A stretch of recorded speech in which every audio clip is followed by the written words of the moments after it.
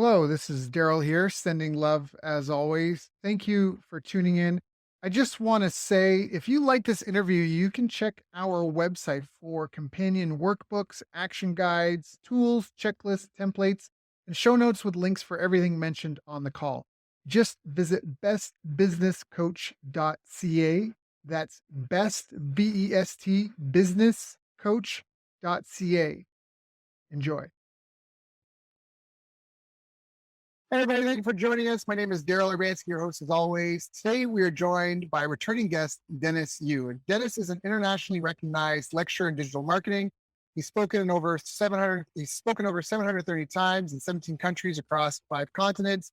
Been featured in Wall Street Journal, New York Times, LA Times, all over. He's the co-founder and CEO of BlitzMetrics, a digital marketing company helping people grow their expertise in digital marketing. And I've asked Dennis to come back and join us today to help us navigate the future of online business. So Dennis, thank you for joining us. How you doing, my friend? What's up, Daryl? Always good to see you again. We have this that we just met and we've actually just had an hour of tools and dialing and strategy, and it's just been fantastic. We should have recorded the whole thing, but I think one of the biggest things that you've been talking about lately is like repurposing content and how that fits into the online ecosystem. You're most famously known for the $1 Facebook ad strategy. And how people buy online, it's been evolving. We just had this massive event for a couple of years that's pushed so many people online. So where does that put us now? Where are we going in terms of as an online business, right? What do you have to be creating content today as an online business? Let's start there. Do you have to breathe? Right. Look, Okay. I'm an old time search engine engineer. So I am not someone who wants to be on video. I have a face made for radio. And I thought that I could dominate just by sitting behind a computer screen, building landing pages, writing words, and never having to show my face, which is how most of us are. And then I see all this social media happen and all this TikTok and dancing and singing. I don't want to do that. I don't want to be Gary Vaynerchuk. I don't want to beat my own chest and become an influencer and drive Lamborghinis and pose in front of mansions. I don't want to do any of that kind of stuff. I'm a professional.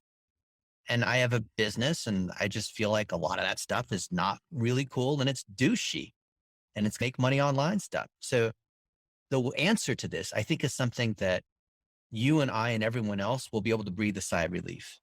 And that is this: marketing is no longer about what you have to say about yourself, but it's the active and systematic collection of the positive feedback and reviews and stories of your customers, employees, and partners. So if we systematically collect that, then our customers, employees, and whatever have done the work for us. And before there was the internet, there were reviews, there was word of mouth. So one caveman would tell the other who makes the best bread or who has the best meat or whatever it is. So this word of mouth referral thing, we know if you're good at what you do, that's a given. If you're not good at what you do, press stop and go to some other part of the internet. Don't listen to what Darren and I are saying. But if you're good at what you're doing, then it leaves a trail. And just like I was showing you this stuff before we press record on how we collect systematically the good things that our clients say about us. And then take that, maybe we record a Zoom or a podcast, some kind of long form piece of content, chop it up into different pieces, then distribute it to Instagram, Facebook, transcribe it to a blog post, put it on YouTube, put it on all the different channels. So we produce it once. Then we distribute it across all the different channels by repurposing it, and the formatting of the different networks, like LinkedIn versus WordPress, like they're all slightly different. So you do have to adjust it a little bit, but you create it only once. One piece of content that you can make 100 pieces of content out of. One long piece of content is lots of little 30-second, like a podcast typically will find 5 to 7 highlights, these awesome. And then once they're distributed, we do $1 a day against it. So you know about $1 a day. $1 a day is about amplifying the other things that people have to say about you. So advertising still works where it's you and it's promoting your landing page and your product and talking about features and benefits and the kind of traditional advertising. But Daryl, think about how social media has changed the game, where if I can spend money, for example, to promote snippets of an interview where I'm interviewing somebody or they're interviewing me. Or 2 days ago, I wrote a blog post on Digital Marketer on how to optimize, right? You got lots of data. You got Facebook ads. You're optimizing your SEO. You have spreadsheets full of data. How do you cut through all that data to figure out exactly what the thing is that's causing you to bleed or the thing is that you need to optimize? How do you sort through all of that? So I wrote this long blog post on how to do that. I didn't sell anything. I didn't say who I was. I literally showed as honestly and helpfully as possible. Here's how you optimize when you have large sets of data to go through. And then I'm spending my own money. How much money am I spending per day? $1 a day. I'm spending $1 a day, and I'm spending $1 a day on Twitter, $1 a day on Facebook, and I'm promoting that article. And where am I sending people to? $1 a day, you could be sending them to your course, your offers, but I think you've got the whole relationship building process. So I'm sending them to the digital marketer blog. So typically people think advertising is, I'm going to pitch my stuff and therefore I'm going to send them to my landing page to go check out. But I turned that exactly on its head, because the stuff that works today, and this kind of blew my mind, but in hindsight, it's obvious. And that's this: things that look like ads, people can smell it. It looks like an ad. So it quacks like a duck, talks like a duck, flies like a duck, whatever. So we're making stuff that doesn't look like ads because it's actually informative. It's interesting. We put video editing against it. It's informational. It's vertical, usually on the cell phone. It looks amateur intentionally. It's so intelligent. I think, and correct me if I'm wrong, but I think how I even knew about you was $1 a day ad of you being attacked by a dog when you opened your door. And it was just so, that's right. if that was it, I was like, what, just because I had a dog? And like people complain about your dogs. And so I just saw this and I'm like, man, that owner, they don't need to manage. It was just such an engaging, and all of a sudden I'm in your web. And Right. yeah. Yeah. That's Who how is it this works. guy? What's going on? Yeah. How'd you pick it, by the way? Is it okay? Any scars? I have all of them still. Oh, I figure still. Okay. Yeah. So that's fantastic. So it's almost like you are ahead of the curve, because just talking about this recently, that a lot of people think of linear marketing. I show an ad, I send it to the page, certain amount convert. But now the analogy that I was given is like the person's in Walmart looking at the thing on the shelf on their phone, looking at reviews for that product, but they're also checking if they can get it cheaper elsewhere. And they're like, so that's not a linear process anymore. It's really like a web of activity. And it's almost like psychological stages that people go through. So if I understand you correctly, you were talking about creating and capturing all this content, trying to figure out what's your best stuff, your greatest, and the 80-20. And then that's what you're trying to amplify. That's what you're trying to put forward. Yeah. And the beauty is I don't have to do that figuring out anymore, because Right. the algorithm knows. Facebook knows what you like to do. TikTok is the most insidious because it knows your interests. It knows your friends. It knows where you are. It knows like Google knows all this stuff. It's not like only the Chinese social network is evil, but because the algorithms are so smart at figuring out what content to show, the same algorithm that powers the feed, the same algorithm that powers, like maybe tonight you watch some Netflix or something, and it makes if you watch this movie, you might like this movie. Pretty accurate, right? Yep. So you know the algorithm behind the LinkedIn newsfeed and Amazon with recommendations and Spotify and iTunes and the Facebook feed, they're actually the same algorithm. Wow. I know that if you're using Google Chrome, they know everything to do. If you're on an Android and you're using Google Chrome, like they know your whole life. Like they know where you're going. They know what you're looking. Yeah. What times of day. So what I love about this is the pursuit of excellence. Yeah. Because recently, again, I was talking, and its markets are unknown and unknown. There's constant churn. People are coming into a market to buy a car. People have bought or changed their mind. So it's really, you're unable to know a market. You just have estimates and projections about it. But everybody recognizes excellence. And so what you're talking about is really helping identify what makes you most excellent and get it out there. And that's almost where the repurposing part comes in, because you don't know if it's not out there. And that comes back to where you felt like you had to hide behind your screen, so to speak. But now it's like extreme transparency. It is, but it doesn't mean that you open up your entire life and show yourself on the toilet, or you're at home with your kids. Like, you don't have to expose your life in a reality TV kind of way. It is you're willing to expose a behind the scenes view of your business and also personal to you. You're not just like randomly showing pictures of dogs.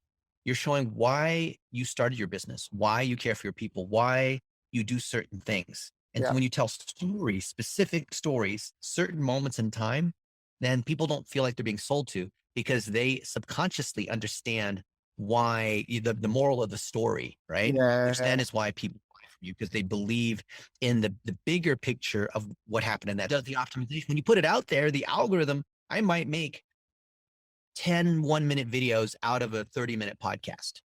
And I might think I know which one's the highlight, but I'm wrong every time. Right. Literally put $1 a day against it, which is just testing. And the system tells us what works the best, what has the highest watch time, which landing page performs the best. I let the system tell me, because the system knows better than we do. The system can recommend songs. Amazon can recommend the next thing is, you don't even know what that product is, but because you bought this one thing, Daryl, you might also like to buy this other thing. And you're like, wow, yeah, I actually do want to buy that thing. So when we let the system do the optimization for us, then that's how we get excellence without us having to dig through stuff and pull out calculators and pencils and all that. But in order for the system to do the work, here's the catch. We've got to put out short little 15-second videos. We have to feed the machine what it wants, and the machine will do everything properly for us. Dirt into the gas tank, don't get mad at the car. So you're saying that there has to be a video component. It starts with video and then gets broken down from there to audio and text and all that. Because video can be turned into images. Video can be turned into words. You have this trifecta going on, but if you start with words, it's hard to back into images and video. We talked about it before. There's AI tools that can do that, but it just isn't, Not the same. That's not the same. So if someone's listening to this and they're struggling or they're starting out, where do they begin? Start by amplifying the thing that's working best for you. So what is driving the most sales for you? What are you known for? Because we want to amplify something that's already good. We want to do more of the thing that's good. I don't want to keep trying all these new things. Or somebody told me about this new thing that was working for them. That's the way you go bankrupt and run out of money, is by just trying all these random things. All of these systems, Google and Facebook or whatever kind of digital system, is an amplifier. So Right. what the thing that's working well, put more money on it, right? Don't put money on all these random things. So a lot of people think $1 a day is like, oh, Dennis says you should just make 100 random things and put a blindfold on and just throw it all to the wind. No, that's not what I'm saying. I'm saying take the core theme of what's working. If you have 10 products, what's your best product? Right. Have a service, and there's all these reasons and different kinds of customers. You have an agency and you service a real estate agent and this kind of e-commerce and supplements, and like what's that one best customer? What's that one best product? Oh, but I have this product and that product. Yeah. When entrepreneurs, you know this, when entrepreneurs try to tell you they do everything, that they can't do anything very well, focus on that one thing and then look at what is the reason people buy that one thing. When that best product or service or thing you have. For example, one of our clients is the Magnolia Farm. And so they have this 450-acre farm in Florida where they have magnolia trees. And they send out these magnolia wreaths when a loved one dies. Some people will buy that, and then they also will plant a tree, and you can remember this is when grandma died, and then it grows into a tree and this whole thing. So they have hundreds of products, but they have one best-selling product, this wreath made out of magnolia leaves, and it's beautiful. And we know why people buy that. We know what the stories are. We've been collecting the stories. We put them on the website. We put them on social. Everything is about amplifying the thing that is already working. So if you're an entrepreneur and you don't have the signal of something that's working, then you can come to me or come to Daryl or whatnot, and we can't work magic. What we can do is we can amplify.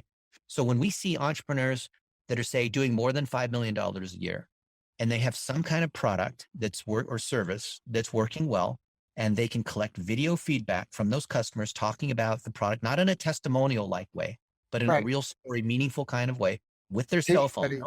Not a professional videographer try to make an Oscar-winning movie sort of thing, but in a literal hold your cell phone, feel like you're FaceTiming with them kind of way. Then we take that, put it on social media, and we grow. So with this Magnolia company, we were 2 years ago, we were at 1.1 million. Last year, we did 2.5 million. This year, we might do a little bit more than that. And that growth happens not because we're really good at digital marketing or like really good at optimizing ads or SEO, magic, trickery, witchcraft.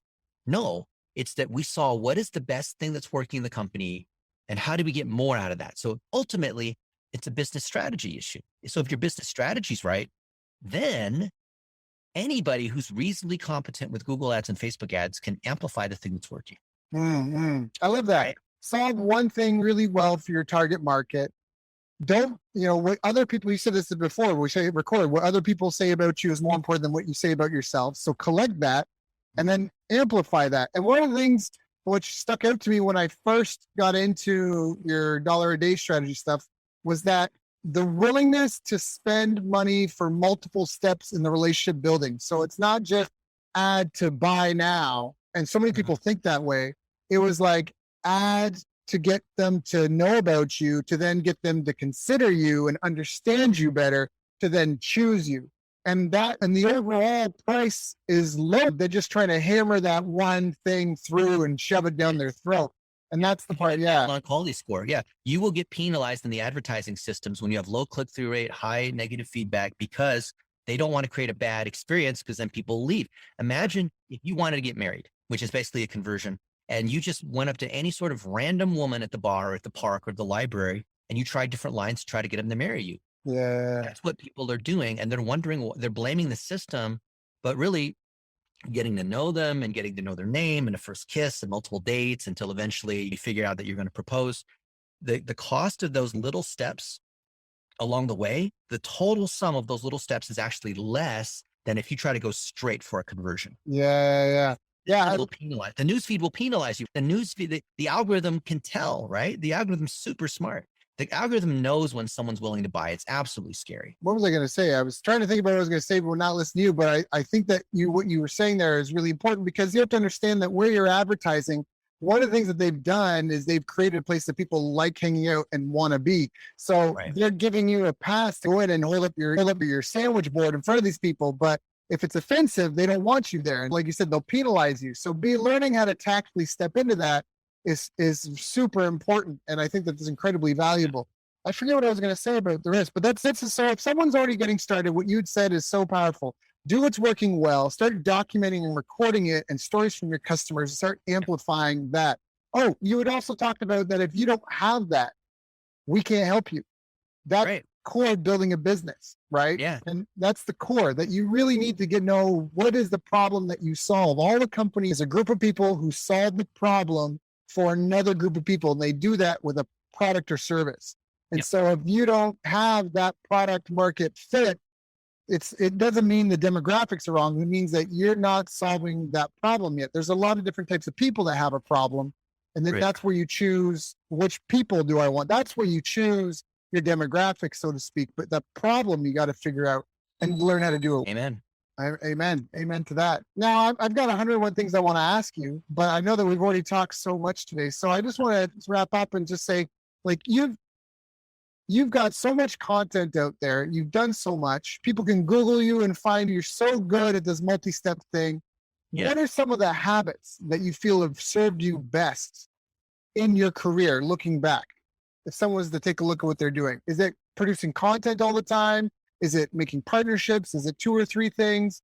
What are some of the habits that you feel have served you the best?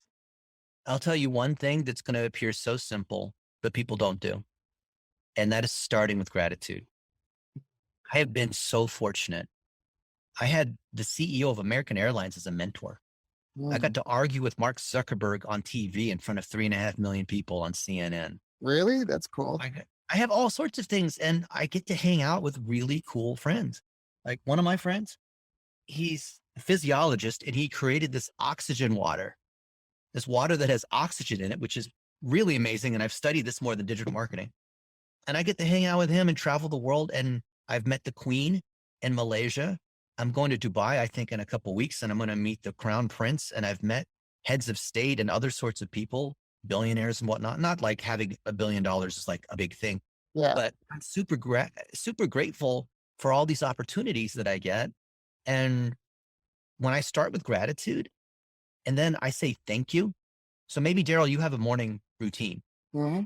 Maybe you pray, you read, you exercise, you meditate, you say thank you, you plan your day, whatever. All of us have some kind of routine, but I would recommend, and this is going to sound kind of spiritual, but actually it's digital marketing, because I'm a search engine engineer. So I'm always trying to break things down into different steps. And here's what I've learned. When you're in that moment of gratitude, you are the most powerful. Because that is when I get inspired. Sometimes I'm in the shower and I just have this idea, and I'm grateful for my friend Caleb Williams because of some awesome things that he's done for me. Like one time, a friend of mine was in an emergency situation. I can't say his name for privacy, but he's well known. And I couldn't help out this friend. So Caleb drove all night. I called him at midnight. And he drove all night to take my friend from one place to this other place for him and his daughter. And he didn't get any sleep.